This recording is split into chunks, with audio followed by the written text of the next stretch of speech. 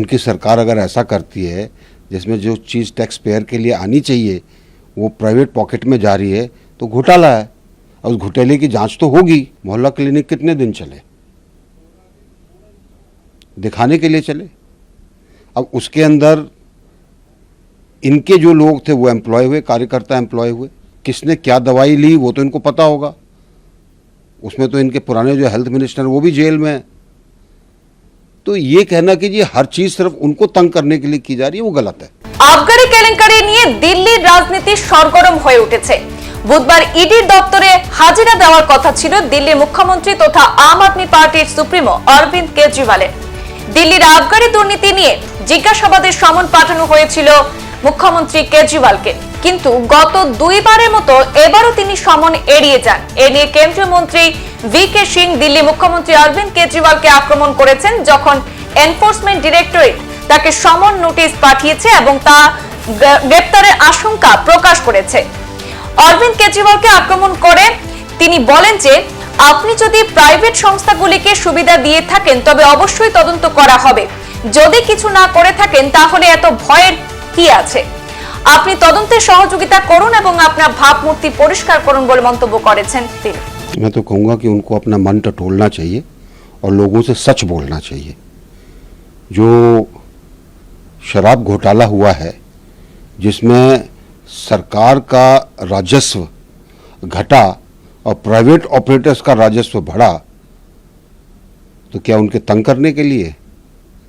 उनकी सरकार अगर ऐसा करती है जिसमें जो चीज़ टैक्स पेयर के लिए आनी चाहिए वो प्राइवेट पॉकेट में जा रही है तो घोटाला है।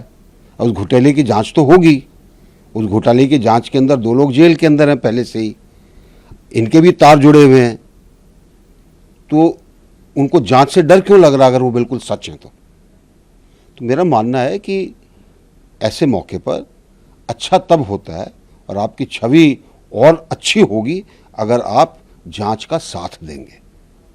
वाकई में हम समझे कि लोकसभा चुनाव को देखते हुए बीजेपी ये मास्टर प्लान कर रही है ताकि आप पार्टी दिल्ली में अपनी पकड़ ना बना पाए। ऐसा कुछ नहीं है, ऐसा कुछ नहीं है। भारतीय जनता पार्टी ऐसी चीज़ें इलेक्शन के लिए इस्तेमाल नहीं करती। इलेक्शन पहले भी हुए हैं, हम अपनी पूरी ताकत से लड़े, जहाँ जीतना था वहाँ जीते, जहाँ नहीं जीत पाए वहाँ नहीं जीत पाए, वो जनता का फैसला है। अब आप जनता को कुछ बोल रहे हो और कर कुछ रहे हो तो आपको जांच में जाना चाहिए। क्योंकि मोहल्ला क्लिनिक का देते हैं कि कहते हैं कि दिल्ली में एक मोहल्ला क्लिनिक हमने एक अच्छी तरीके से मैनिफेस्ट किया है।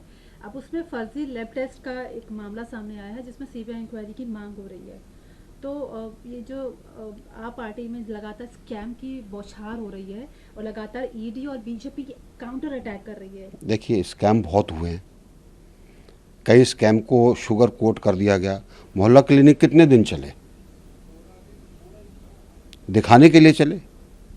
अब उसके अंदर इनके जो लोग थे वो एम्प्लॉय हुए, कार्यकर्ता एम्प्लॉय हुए। किसने क्या दवाई ली वो तो इनको पता होगा। उसमें तो इनके पुराने जो हेल्थ मिनिस्टर वो भी जेल में है। तो ये कहना कि जी हर चीज़ सिर्फ उनको तंग करने के लिए की जा रही है वो गलत है। और इसीलिए मेरा मानना है कि अगर बिल्कुल सच है वो तो जांच के अंदर जाए, क्या दिक्कत है? अभी तक पेट्रोल और कमी दिखाई नहीं दे रही है।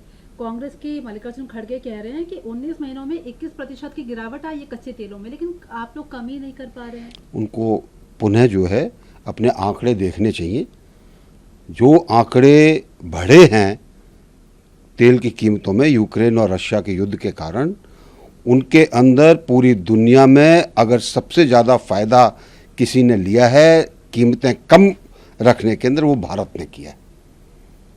उनके टाइम के अगर आप आंकड़े लेंगे, एक टाइम वो भी था जब उनके टाइम के अंदर पेट्रोल कहाँ से कहाँ पहुंच गया था, जबकि बाज़ार का जो उसका रेट है, दुनिया के बाज़ार का रेट बहुत कम था। तो कई बार वो इन चीज़ों को नहीं देखते हैं। 22 तारीख को प्रतिष्ठा होने वाला है, ऐसे में जो अपोजिशन है वो अलग अलग टिप्पणियां कर रहा है। एनसीपी के नेता कह रहे हैं कि राम भगवान जो है वो मांस खाते थे। देखिए एनसीपी के नेता क्या कहते हैं, अपनी छवि चमकाने के लिए मुझे उससे कुछ लेना देना नहीं है। मैं सिर्फ यही कहूँगा कि एक राम हमारी आस्था का प्रतीक हैं, उनके ऊपर ऐसी गलत टिप्पणी करना गलत है और उनके ऊपर इसके ऊपर बाकायदा कार्रवाई होनी चाहिए। आखिर सवाल है, कांग्रेस तेलंगाना से आगामी लोकसभा चुनाव लड़ सकती है, ऐसा अनुरोध कर रही है उनकी पार्टी।